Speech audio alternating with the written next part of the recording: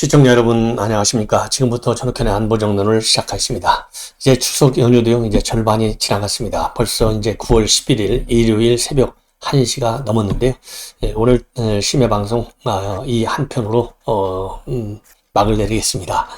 이번 시간에는요, 이재명과 관련된 뉴스를 집중적으로 모아서 여러분께 전해드리겠는데요. 제가 이렇게 이재명 뉴스를 가끔 한 번씩 모아서 말씀드리는 이유 중에 하나는요, 이재명의 범죄 행위가 너무나 많아가지고 우선 헷갈린다, 이런 측면이 있고요. 그 다음에 하나는 이재명이가 저지른 범죄들은 하나같이 굉장히 중범이다, 이런 것을 여러분께 인식을 시켜드리는데 도움이 될 것 같아서 한꺼번에 모아서 정리를 해드리고 있습니다. 자, 이번 시간에 첫 번째 뉴스는 말이죠, 이재명 대표가 또다시 어디를 갔느냐, TK 지역을 갔어요.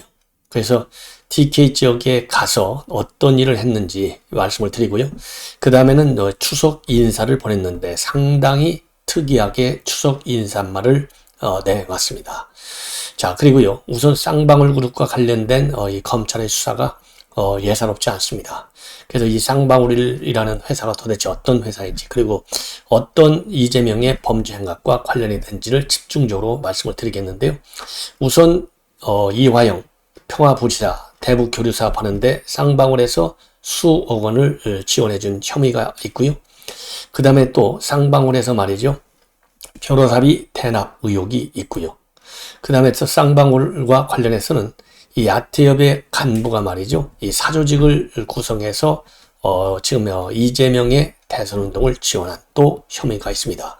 이 아태협의 간부, 그러니까 쌍방울에서는 이제 아태협을 매개로 해서 경기도에 지원했지 않습니까? 그렇기 때문에 이 아태협 간부가 과연 쌍방울하고 또 어떤 이면 관계가 있는지, 이것도 검찰에서 수사를 통해서 풀어내야 할 과제가 아닌가, 이런 생각이 들고요.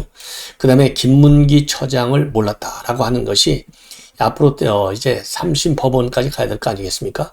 검찰 입장에서도 굉장히 힘든 싸움을 해야 된다, 이런 전망이 나오고 있어요. 그리고 또 역으로는 이 허위사실 유포, 이것이 결국은 제대로 이제 또 걸릴 것이다. 왜 그러냐면요, 이재명의 형사건과 유사한 점이 많다는 거예요. 그래서 이재명의 형사건과 관련해서는 무죄를 받았지만은요, 거꾸로 그것이 이번에는 김문기 처장이라든가 그 다음에는 이 백현동 사태의 허위사실 유포, 대장동 문제 마찬가지, 여기에서는 그것이 결국은 부담으로 돌아올 것이다, 이런 또 전망도 나오고 있습니다. 자, 그래서 이런 것들을 갖다가 쭉 이어서 여러분께 분석을 해드리겠는데, 우선 추석 메시지인데, 윤석열 대통령의 경우에는요, 9일날 공개했어요. 2분 36초짜리. 이미 여러분께 한번 말씀을 드렸는데, 부부가 같이 나란히 한복으로 입고, 그리고 이제 한복 저고리 색깔은 지금 윤석열 대통령하고 김건희 여사가 같은 이 회색 저고리를 입었어요. 다만 윤석열 대통령은 인사말을 했는데 비해서 이 김건희 여사는 따로 발언을 하지 않았습니다. 자, 그래서 이 윤석열 대통령은요, 이 경제가 어려울 때 고통받는 서민, 사회적 약자, 이거를 잘 보듬는 사회를 만들겠다. 그리고 정부와 의료기관, 이웃이 힘을 합쳐서 사회 안전망에서 누구도 소외되는 일이 없도록 하겠다, 이러한 이 메시지를 냈습니다. 그런데 이재명의 경우에는요, 김혜경 여사가 어디로 도망갔는지, 김혜경 씨가 아예 없어요. 뭐 여사라고 하니까 우리 시청자분들이 되게 열받으시는데, 거기야 뭐 이거 피의자나 피의자인데 뭐 여사라고 붙일 필요도 없죠. 이제는 범인이나 마찬가지인데요. 자, 그래서 이재명 대표는 김혜경 씨가 없이 혼자서 추석 영상 메시지를 내놨습니다. 윤석열 대통령보다 하루가 먼저 8일날 영상을 내놨는데요. 자, 이 영상 메시지를 보면 한마디로 참 웃겨요. 뭐냐면 제가 한번 소개해드리면서 비판을 하겠습니다. 풍성한 명절 연휴가 되어야 하지만 고단한 민생에 많은 국민께서 참으로 힘겨운 시간을 보내고 계신다. 그런데요, 고단한 민생 때문에 힘겨운 것도 물론 없지 않아 있겠지만은요, 이렇게 거짓말 잘하는 이재명의 거짓말을 계속 듣다 보니까 정말 힘들어요. 피곤해. 그리고 또 정치인의 한 사람으로서 무거운 책임감을 느낀다. 민생을 살리지 못하는 정치는 존재할 이유가 없다. 저와 민주당은 국민 우선 민생 제1의 기치 아래 실용적 민생 계획의 길을 뚜벅뚜벅 걸어가겠다. 이거는요, 정치인의 한 사람으로서 무거운 책임감을 느낄 게 아니라 범죄인의 한 사람으로서 국민에게 무거운 책임감을 느끼길 바랍니다. 이미 이재명이는요, 7, 8가지 죄를 볼 때 정치인이 아니에요. 피의자이지. 그래서 본인의 지금 이 상황을 제대로 인식 좀 해달라 이렇게 얘기하고 싶고요. 민생을 살리지 못하는 정치는 존재할 이유가 없다. 이게 아니라 법을 지키지 않는 정치는 존재할 이유가 없다. 저는 그렇게 비판하고 싶어요. 그리고 실용적 민생 개혁을 뚜벅뚜벅 걸어갈 게 아니라 법을 지키는 정치인으로서의 길을 뚜벅뚜벅 걸어가라. 저는 지금 민생을 챙길 때가 아니라 법의 심판을 받는 길을 택하는 지금 상황에 와 있다. 이렇게 저는 비판하고 싶어요. 그런데 이번에 김혜경 여사는요, 아예 사진도 없어요. 사진도. 그러니까 김건희 여사는 말을 안 하고 있고 김혜경 씨는 아예 사진도 없고 이재명 대표 혼자 나와서 추석 메시지를 보내고 있는데 왜 그러겠습니까? 지금 김혜경 법카로 지금 조사가 계속되고 있지 않습니까? 이번에 기소 조치는 일단 유보가 됐어요. 그 얘기는 죄가 없어서가 아니라 법리 검토를 더 철저히 하고 그 다음에 추가적인 조사할 사항이 상당히 많기 때문에 지금 현재 이 배수연 비서관은 기소를 해놓기 때문에 공소시효가 중지되니까 공범이라서 말이죠. 시간상으로는 아무 문제가 없다 이거예요. 그래서 김혜경 씨에 대해서는 아직 기소는 하지 않았습니다. 그래서 이번에 이렇게 추석 영상 메시지에 나란히 서 있기에 우리 국민들한테 볼 면목이 없다. 이런 것보다는요. 면목이야 뭐 이재명 지사가 그런 거 찾겠어요? 괜히 김혜경 씨를 벌려놓으면 추석 박셈에 김혜경 이름이 하나 더 올라가면 득볼 게 하나도 없다. 이런 정치적인 꼼수 판단 때문에 그런 거 아니겠습니까? 그러나 없으면 없는 대로 더 많은 비판을 받게 된다. 그래서 조홍천 의원 같은 경우에는요, 윤 대통령 부부하고 이재명 부부가 추석 밥상에 오르긴 올랐는데 추석 밥상이 참 짜증스러울 것 같다. 그러면서요, 대선 3라운드가 될 것 같다고 했는데 딱 맞는 얘기인 것 같아요. 자, 그런데 이재명 대표가 말이죠, 오늘 고향인 경북 안동을 찾았습니다. 그래서 본인의 지금 이재명 유튜브로다가 깜짝 라이브 방송을 진행했어요. 여기 진행한 내용 보면 뭐 다 뻔한 거 아니겠습니까? 추석 인사하러 가고 그 다음에 어렸을 적 소회, 그 다음에 이 아버님, 할아버님 산소도 보여주고 또 경치 좋다는 얘기도 하고 경북지방에서 제일 오지라는 얘기도 하고 뭐 그러면서 특이한 것 중에 하나는요, 2차례나 노래를 흥얼거렸다고 합니다. 그래서 낙동강을 보면서는 지난 대선 때 TK 표심을 호소하면서 열창했던 강북 도민의 노래를 불렀고요.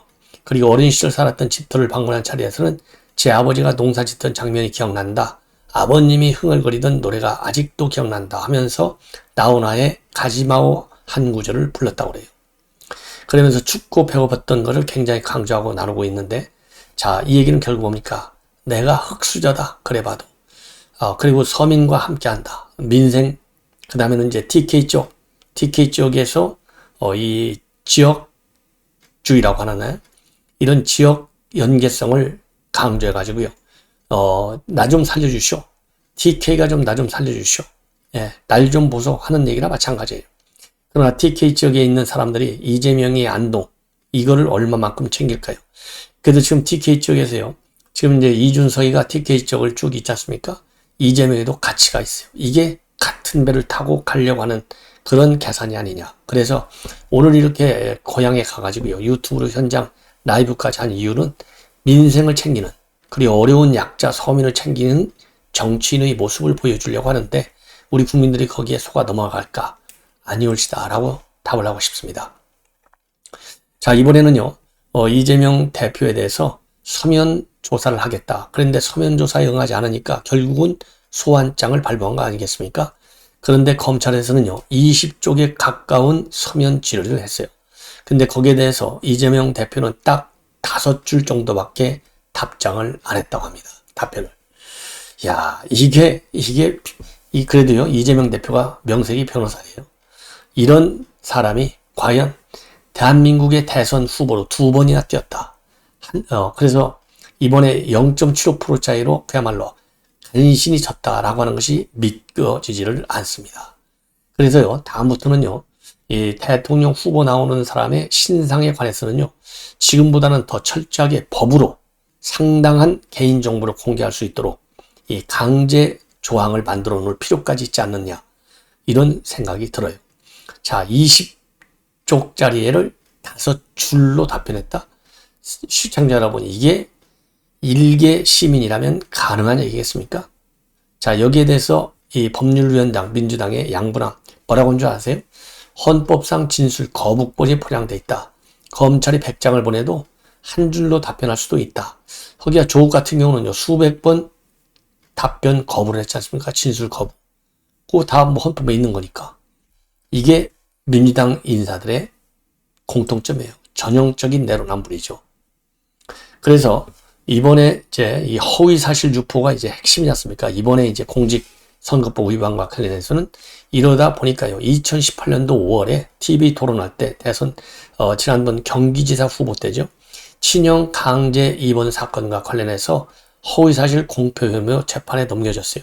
그런데 1심 무죄, 2심 유죄, 그러다가 대법원에서 무죄 확정이 됐는데, 대법원에서 무죄 확정된 결정적 이유는요, 2020년 7월 16일 김명수 대법원장 김명수가 뭐라고 해석했느냐, 왜 무죄를 때렸느냐, 일방적으로 허위사실을 드러내어 알리려는 의도에서 적극적으로 허위사실을 표명한 것이 아닌 한 허위사실 공표죄로 처벌할 수 없다. 그러니까 허위사실을 알리려는 의도, 고의성이 있어야 돼요. 그리고 적극적으로 의사를 표명해야 돼요. 이 두 가지, 고의성과 적극성. 이 고의성도 없고 적극성이 없다. 그래서 고의성이 없다라고 하는 앞뒤 이 발언 맥락상 즉흥적이었을 경우에는 적극적인 허위 사실을 표명할 의사가 없는 걸로 받아들이는 거예요. 그래서 무죄 판결을 받았다는 겁니다. 그래서 이번에도 검찰도요, 이런 것을 의식해서 이재명 대표가 방송 인터뷰에서 수차례 출연해서 지속해서 적극적으로 발언했다, 이런 점을 강조하고 있습니다. 그래서 말이죠, 사전에 질문지가 주어져서 답변 준비가 되었던 것인지, 이번 이제 김문기 처장을 알았냐 몰랐느냐, 그리고 이제 국토부 가서 협박했느냐 안 했느냐, 이런 것도 중요한 변수가 된다는 겁니다. 자, 그래서 말이죠, 이제 문제는 바로 뭐냐. 그래서 이번에 경기도청의 이 공보 담당관을 압수수색한 거예요. 왜냐하면 경기도청 공보 담당관이 지난 대선 국민에서 이 김문기 처장을 알았냐 몰랐냐, 여기에 답변 자료를 써줬을 거 아니겠습니까? 그리고 국토부에서 이 공문이 협박문서냐 아니면 협조문서냐, 이것도 공보 담당관이 답변을 써줬을 거란 말이에요. 그래서 공보 담당관의 핸드폰과 컴퓨터 이 압수수색을 최근에 단행했다. 그럼으로써 이것이 지속적이고 적극적으로 허위사실을 유포할 고의성이 있었는지 없었는지를 바로 객관적 물증을 확보하려는데 이번에 압수수색의 목표가 있었고요. 이것을 검찰에 입증하면은 지난번 친형 강제 입원했을 때는 적극적으로 허위사실을 알릴 그런 의도가 없었다. 그래서 무죄 판결 받았는데, 이제는 반대로 그 반대이기 때문에 이제는 유죄 판결을 받아내기가 좋다는 겁니다. 그래서 지금 이제 보도를 보면요, 이 친형 강제 입원 때는 무죄 판결을 받았지만 그 무죄 판결 때문에 거꾸로 이번에는 유죄 판결을 받을 확률이 굉장히 큰 것 아니냐. 그래서 허위사실 공표 제2라운드에 들어섰다, 이런 보도가 나오고 있습니다. 그래서요, 일반적인 토론에서 할 때의 이러한 이 허위사실 유포하고 이번 방송 인터뷰에서 할 때의 허위사실 유포, 이 범의, 즉 범죄 성격이 있느냐 없느냐, 이것은 근본적으로 다르다. 이것이 이제 검찰의 주장이에요. 왜냐하면 토론회 때는요, 토론회가 갖는 고유한 특성과 의미가 상당 부분 지난번 대법원 때는 작용한 거예요. 그래서 제한 시간 내에 질문과 답변을 막 주고받고 주장과 반론이 즉흥적이고 계속적으로 쭉 이루어지는 토론회의 성격상 고의성이 없다고 볼 수가 있지만, 이번에 방송 인터뷰에서는요, 이건 토론이 아니고 인터뷰지 않습니까? 사전에 충분하게 방송사로부터 질문도 받고 거기에 대해서 답변을 미리 다 준비하고 그러고 와서 답변을 하지 않습니까? 그렇기 때문에 고의성 그리고 허위사실을 지속적으로 반복한 거, 이런 걸로 보면 허위사실 입증이 이번에는 확실하다, 이렇게 지금 이 법 쪽에서는 보는 것 같습니다. 자, 이번에는 말이죠, 이제 쌍방울과 관련된 내용인데요. 자, 쌍방울에서는요, 자, 뇌물 혐의가 있죠. 누구? 이화영에 대한 뇌물 혐의요. 억대 뇌물에다가 차량 뇌물. 그 다음에는 변호사비 대납 의혹. 이거는 이재명. 그 다음에 수사 기밀 유출. 여러 개가 지금 걸려 있어요. 그리고 압수수색만 5번씩이나 했습니다. 자, 도대체 쌍방울은 왜 그랬을까요? 어떤 회사이길래 이런 일이 벌어질까요? 이게 조선일보에서 아주 심층 분석을 하고 있는데요. 우선 자세하게는 여러분들 머리 아프실 테고 간략간략하게 말씀드리면 호남연고 재벌 기업입니다. 자, 그리고 2010년도에 김성태 전 회장이 인수를 해서 두 번째 인수자는 작년에 양선길 회장이 인수를 했는데요. 실소유주는 김성태 전 쌍방울그룹 회장인 것으로 알려져 있고, 김성태 회장은요 싱가포르로 나가가지고 현재는 태국에 머무르는 걸로 되어 있고요. 검찰에서는 여권 무효화시키고 적색 지금 수배령을 내려 있는 상태입니다. 자, 그래서 이 회사는요 1963년도에 창업자이다 초재 회장이었던 이봉영 씨와 이창영 형제의 이름에 방울영자가 들어가 있어요. 겹쳐 있어요. 그래서 쌍방울 겹쳐 있으니까 쌍방울이 된 겁니다. 그래서 87년도에 속옷 브랜드인 트라이를 출시해서 흥행을 겪었고 1990년에는요 전라북도에 연고지를 둔 쌍방울 레이더스를 창단해서 호남연고 재벌 기업으로 유명해졌어요. 그러다가 97년도 IMF 외환 위기를 겪으면서 경영권이 바뀌어가지고 김성태, 양선길 이렇게 되어 있습니다. 그리고 쌍방울그룹은요 휘하에 7개 계열사를 가지고 있고 순환 출자 구조로 되어 있습니다. 자, 쌍방울그룹 계열사 우선요 소방차, 냉동 탑차, 펌프카를 제조하는 광림, 속옷과 마스크를 생산하는 쌍방울, 속옷기업 비비안, 그 다음에 소프트웨어 판매 회사인 디모아, 엔터테인먼트 회사인 IOK, 광학기기 제조업체인 옛나노스, 즉 SBW 생명과학, 그 다음에 반도체 검사장비 제조사인 미래산업, 이렇게 7개가 있는데요.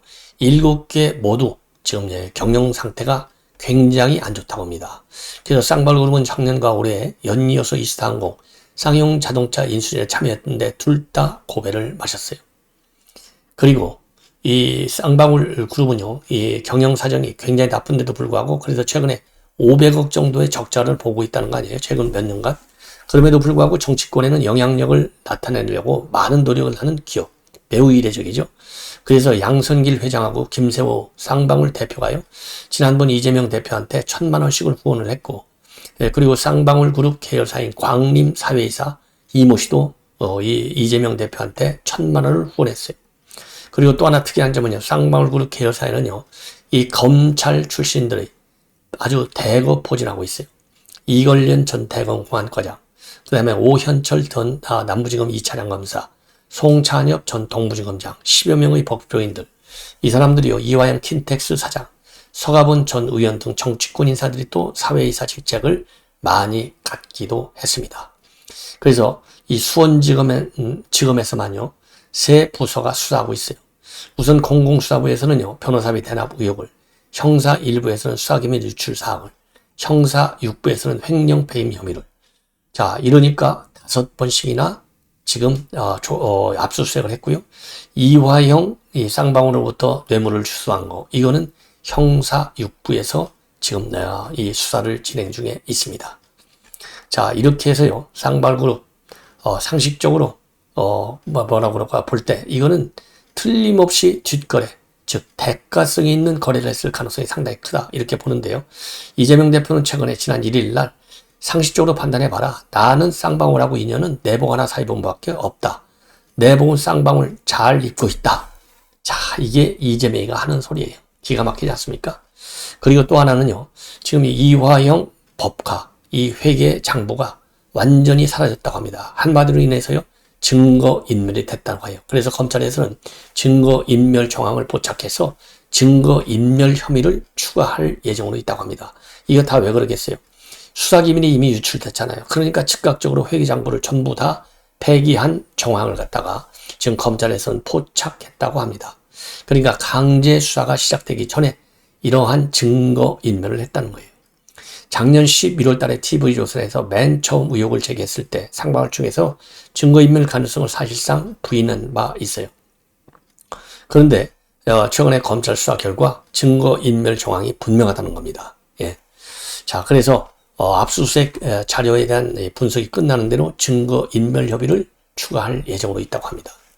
그리고 쌍방울 유착 의혹이 있는 카테협의 이 간부가 이재명 대선 지원 조직을 운영한 혐의로 최근에 불구속 기소가 됐다. 이런 보도가 나오고 있습니다.